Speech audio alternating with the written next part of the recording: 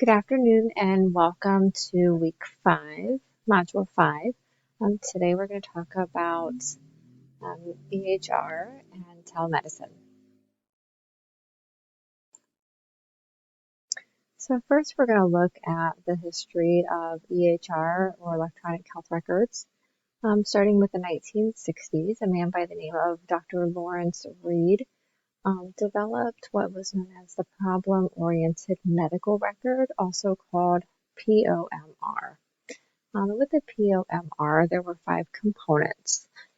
As seen here, the database, complete problem list, initial planning, daily progress notes, and discharge summary. So looking at the database, what that was, it was a foundation for all of the information that was collected, including a complete medical history. And the importance of the database, it was that it must include a complete history of the patient as well as a physical exam. So all of that had to be included in that. And then the second component of the POMR was the complete problem list. This is where the clinician would collect as much information as possible about the patient. So after the admitting physician would perform the H&P, or the history and physical, on the patient, they would then review the basic lab records and data. This problem list would be constructed and recorded. So the construction of a problem list is the initial step of what a physician would really do. So that is, once they had seen the patient, the physician would then think about and define what is wrong with the patient or what the patient's problems may be. That would bring them into the doctor's office or the hospital. Component number 3 is the initial planning. So after the physician would gauge the issue of the patient, this is where they decide what to do, and then they would create a plan. The daily progress note is basically, it was the narrative that was constructed based on what was found. And then your discharge summary, which is the final progress note. That final progress note should include all active problems, so each defined as to its furthest resolution on the problem list. The issue with the POMR was that it was way too cumbersome and the process was lengthy. So all of those facets, they combined, was a very lengthy process, and there was a lot of information all built up into it.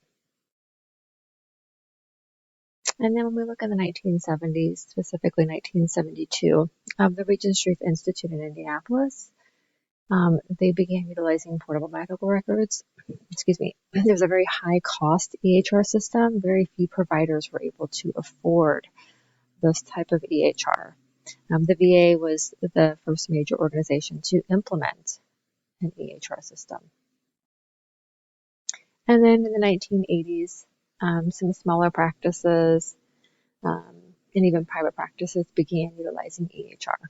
And in the 1990s, we can see academic inpatient and outpatient facilities began using EHR for their data interchange, some claims processing, and even some image scanning. Some benefits of electronic health records: it was used or implemented to help improve patient care, as well as increase their patient participation. It also helps to improve care coordination, as well as diagnostics and patient outcomes, and it's also used to practice efficiencies and cost savings in the end. Some disadvantages include privacy and cybersecurity concerns, entering of inaccurate data, some malpractice liability concerns. It is time consuming and it can be very costly to start up. And some people can see it as an inconvenient and inefficient system.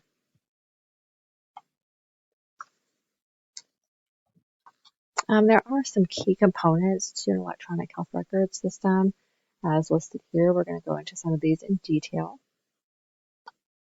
The first one is the computerized physician order entry, or CPOE, which is the process of providers entering and sending treatment instructions. And these can be used for medications, any labs that need to be drawn on the patient, as well as any radiology orders. So any CAT scans, x-rays, MRIs, anything like that that need to be ordered for a patient can be done through CPOE. The importance of having these, it helps to reduce errors and also improves patient safety as well as efficiency, and it improves reimbursements. Now, looking at another component is the clinical decision support systems. So these are computer-based programs that help analyze data within the EHRs, and they also provide prompts and reminders. So any software that assists in decision making in the EHR system is considered a CDSS. So when there are programs that are embedded into the EHR that help educate clinicians or patients, that is known as a knowledge support, which is known as a CDSS. The calculators that are part of the EHR to help calculate BMI or help calculate dosage, that is a clinical decision support system. Any flow charts and graphs, any reminders. So there are reminders that will help alert clinicians or patients about any upcoming or pending tests if it's time for a patient's yearly mammogram. That is part of the CDSS, as well as any public health alerts. And that brings us to electronic prescribing, which is the computer-based electronic generation, transmission, and filling of a medical prescription, taking the place of paper and fax prescriptions. So there are some benefits to this. It provides legible and complete prescriptions. Typically, the wait time to pick up these prescriptions is a lot shorter than they were with paper and fax prescriptions. By the time the pharmacy receives the electronic prescription, you can typically go to the pharmacy and it is usually ready by the time you get there.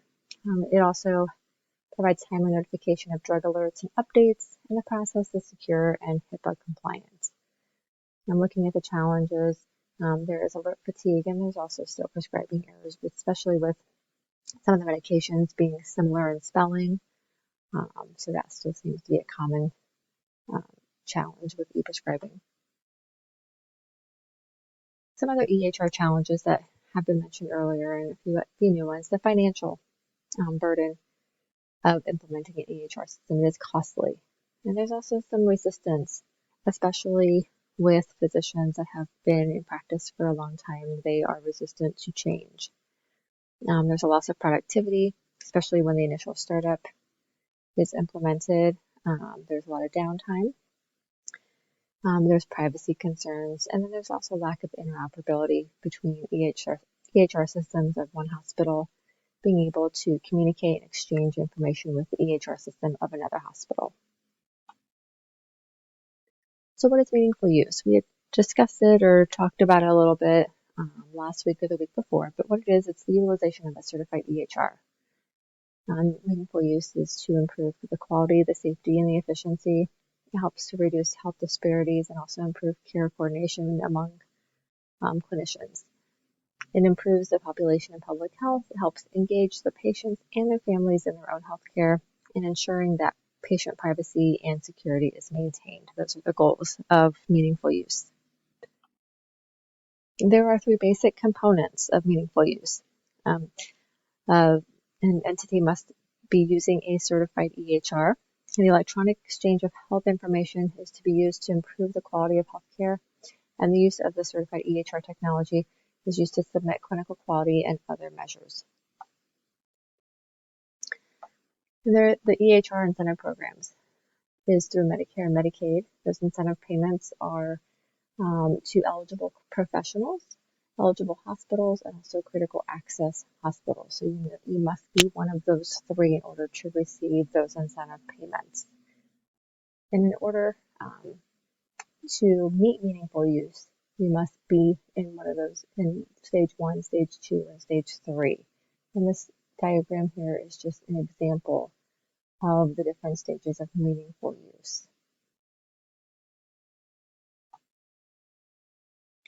And in order to receive incentives for meaningful use, you must be an eligible professional. And under Medicare, it has a list of eligible professionals, as well as for Medicaid, a list of eligible professionals as well. Now, looking at some EHR examples, there are different sizes of EHR systems. It's not a one-size-fits-all. So if you are a small practice, a primary care doctor, Amazing Charts is a prime example for one of those small practices. It appeals to small practices, particularly primary care facilities. It is very basic. Everything right here is what you need to see. You have the calendar, the patients for each appointment time, the schedule, any messages and reports that you need to see. Everything is right here on one screen for the doctor and for any registration to be able to access it. For a mid-sized hospital or maybe even an orthopedic facility that may have 8 to 10 doctors, eClinicalWorks is a good example. So if there's more clinicians and patient features that include mobile and a health information exchange solution, this would be a good example for them. So there's a little bit more, it's a little bit more involved than the Amazing Charts. For example, here you can see over on the left-hand side, there are multiple doctors to choose from. So you can choose the doctor, and from there you can choose which patient you need to access. So there's a little bit more to work with this EHR system. Now for our large hospitals, for example, ProMedica, they actually use Epic. So it includes every aspect of meaningful use already built in to the system, as well as numerous innovations such as a comprehensive patient portal and then several mobile solutions. So all of that is encompassed in Epic. And this just gives you a look at what an Epic page will look like with the patient open. A more comprehensive look. There is a lot more to look at with Epic. In fact, in order to be trained in Epic, there's actually typically like a 2-week training to learn all of the facets in Epic. To implement an EHR system into your facility, it is a very lengthy process. I've been involved in at least 2 implementations, and it lasts anywhere from 18 months to 2.5 years. So it is a very drawn out process. It's a long implementation. Now let's talk a little bit about telemedicine. Telemedicine it's the use of electronic information and communications technologies to provide and support healthcare when distance separates the participants.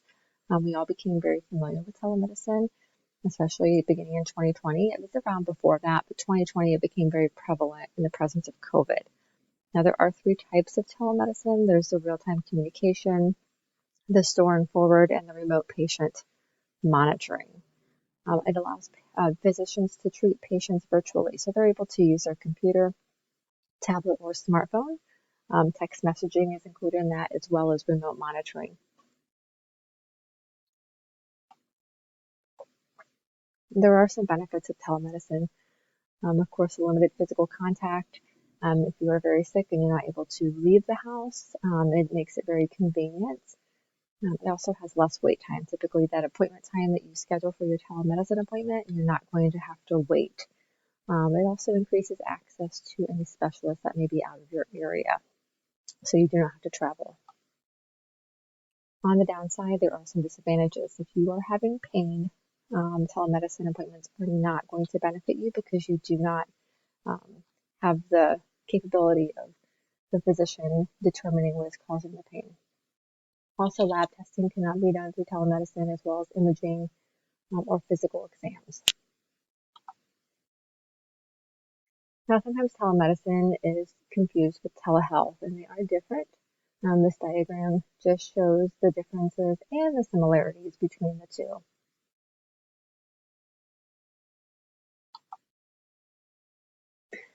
There are also some branches of telemedicine. Look at teleradiology, where the radiologist is able to read and interpret the images from outside of the hospital, even from outside of the country if needed. There's also telepsychiatry, remote surgery, and remote patient monitoring. All right. If you have any questions, please feel free to reach out. Be sure to complete the rest of the assignments for this week, and I will see you all next week. Have a great day.